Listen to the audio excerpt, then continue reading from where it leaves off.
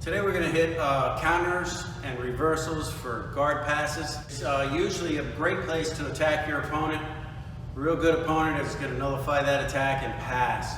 We put ourselves in the worst possible case scenario, and whether they're in the process of passing or they've passed us, there's quite a few things that you could do for almost every guard pass. Sometimes I'll invite the pass to get my reversal or my submission.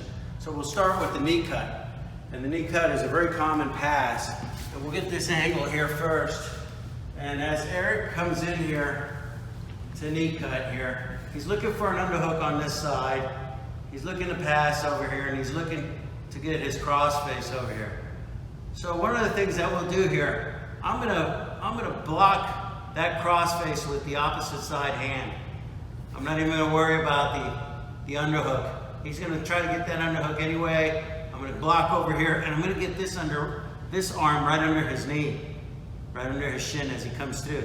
So he comes through, I block that cross face, I get under his knee, and I get that reversal this way. So watch it one more time. He's gonna come through, I get my arm in right under here.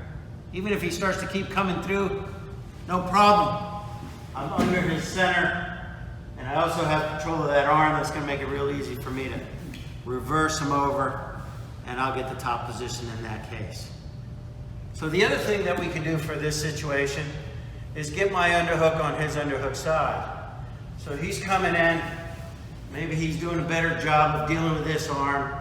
He's cutting through here, he's blocking all this. He's got his arm deep into my armpit here, but I'll come underneath there with my elbow.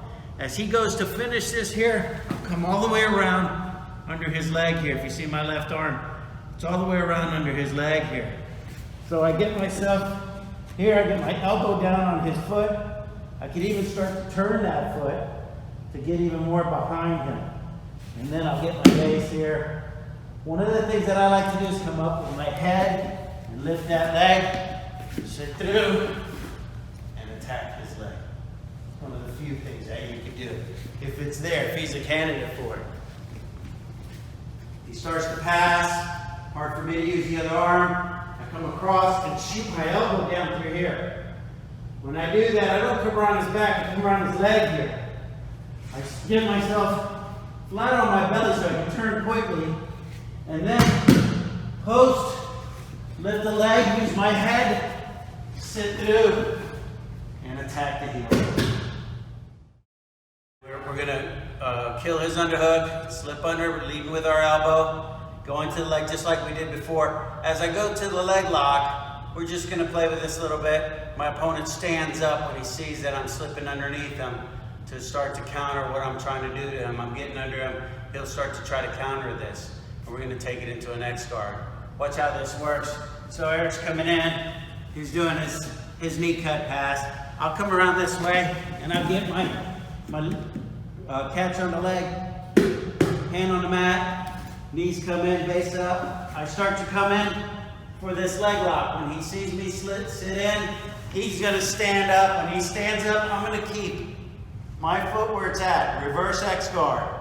I'll even grab his arm and keep his arm on the mat so that I can just lift him and put him right into this cloverleaf, Texas cloverleaf attack, or inside some kaku, Achilles lock. There's quite a few techniques that we could attack here. Watch it one more time. Pass it with the knee cut. My elbow comes in to get under his underhook.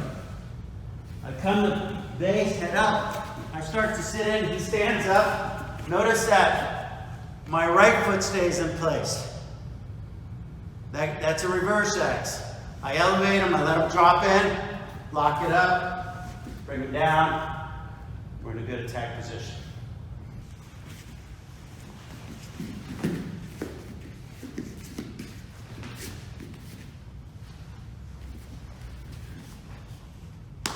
We have a Z-guard here, or a knee shield, if you will. And a lot of times they'll do a leg weave, pressure down with the shoulder.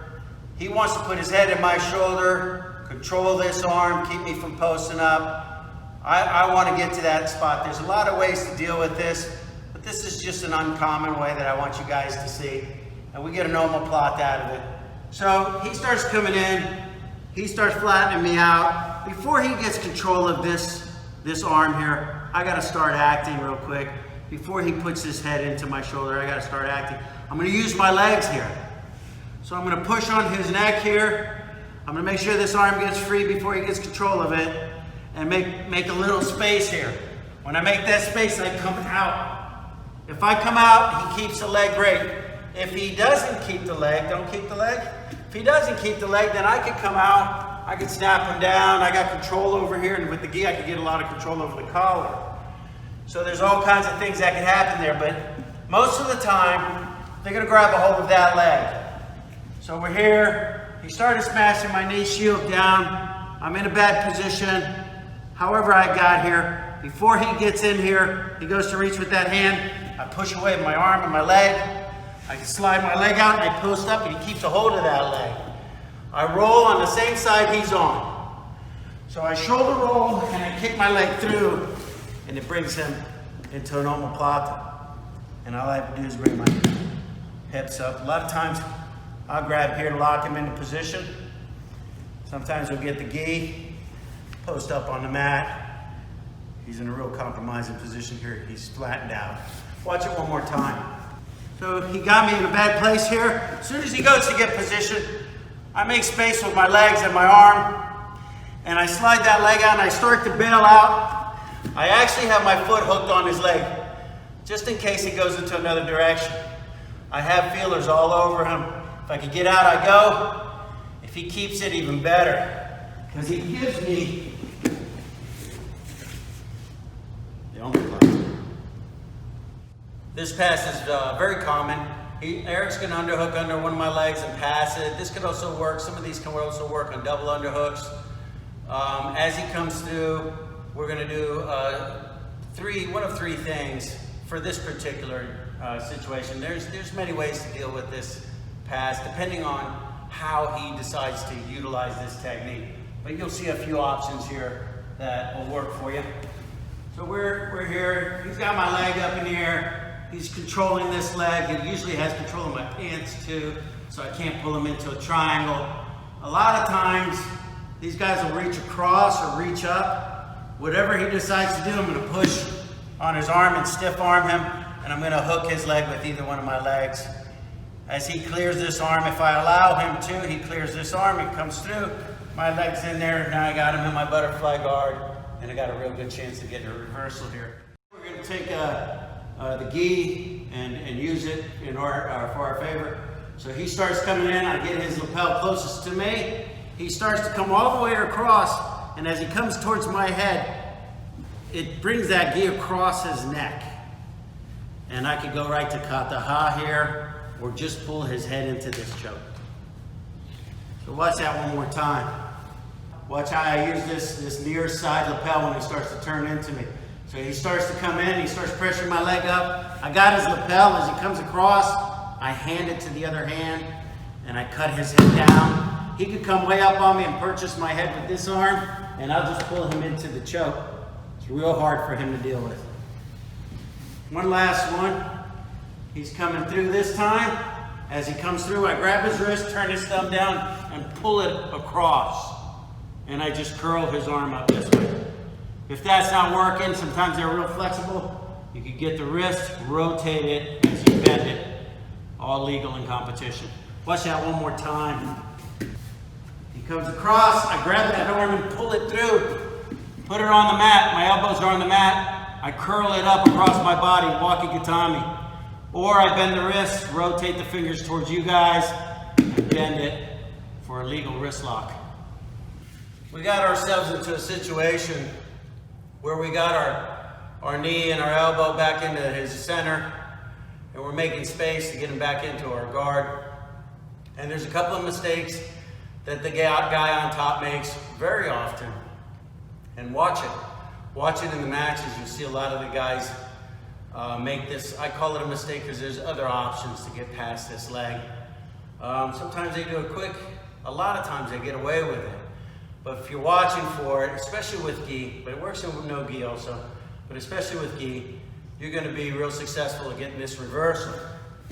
So Eric comes in, and I'm blocking him out. I got my knee into his gut. I got my elbow to my knee, and he's going to shove that knee away. As he shoves that knee away, I get his gi, and I extend his sleeve that way.